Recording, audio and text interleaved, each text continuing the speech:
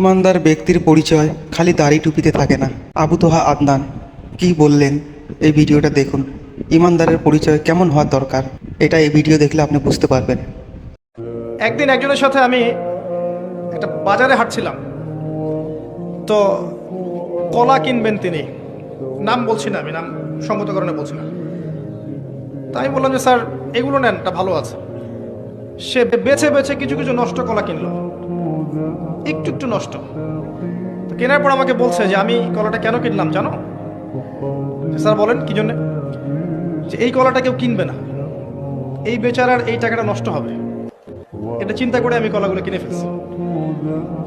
বলেন তো, দাড়ি টুপি নিয়ে আমি কখনো এই কাজটা করতে পারছি? অনেক মানুষ আছে ভাই, বাইরের থেকে দেখলে যেটা মনে হয় আসলটা ব্যাপারটা এমন নয়, ভিতরে প্রচুর ইমানদার মানুষ আছে। আশা করি আল্লাহ আমাদের সবাইকে এরকম ইমানদার হওয়ার তৌফিক দান করুন। কথাগুলো কেমন লাগলো আপনারা কমেন্টে অবশ্যই জানাবেন।